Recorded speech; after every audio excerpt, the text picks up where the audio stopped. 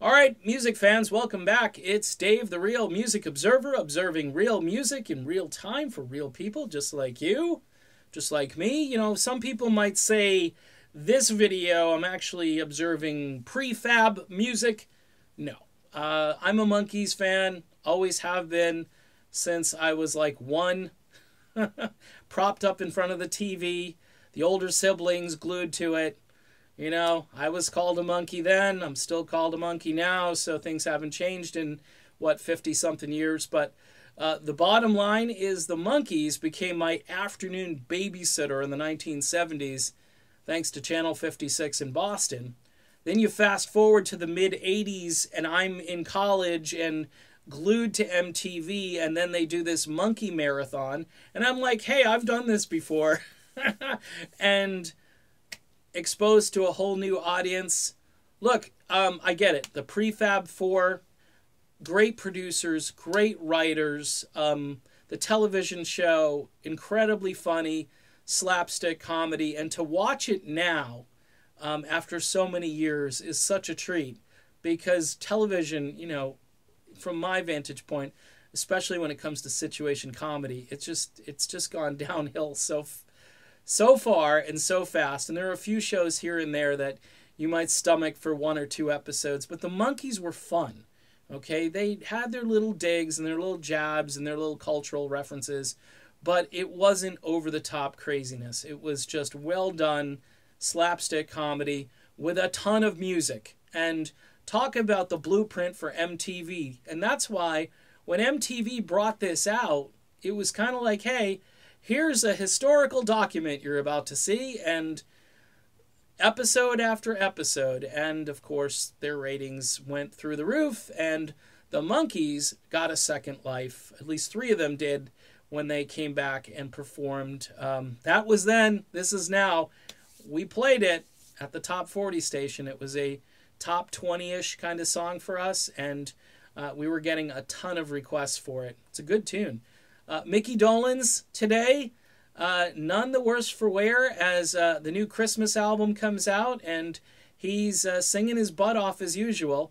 In fact, a couple years back on the Good Times record, you know, the producers were like, hey, this guy doesn't have to sing this high. Let's drop it a key for him. Let's see if he can do it in the key we want him to sing it in. And he killed it every single time. They were shocked. They were like, wow, into his 70s and hasn't really lost anything vocally. He's one of those genetic freaks of nature. Of course, he's been singing, and he hasn't stopped singing. You know, there were little breaks in the Monkees' tenure in the 70s, of course, but these guys are always trying to work.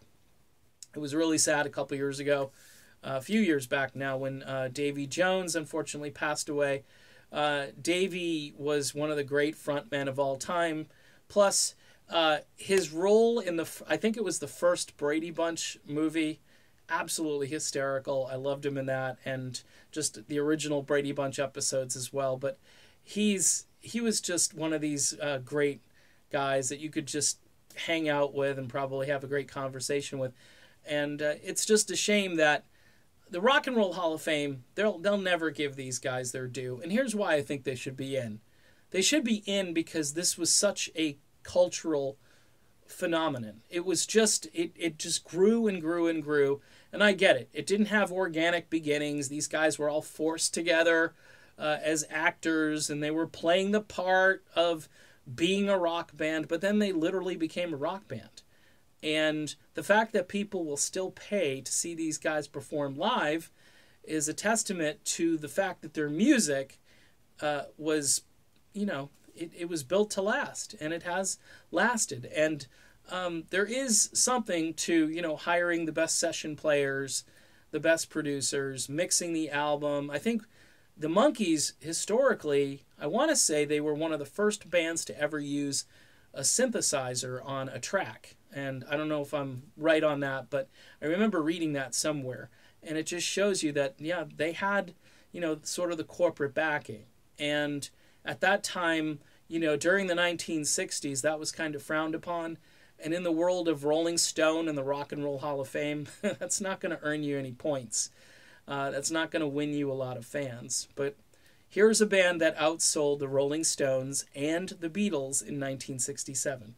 And that's combined. That's just an incredible feat. And so, yes, I am a Monkees fan. I know there are a few closet Monkees fans out there. Should they be in the Rock and Roll Hall of Fame?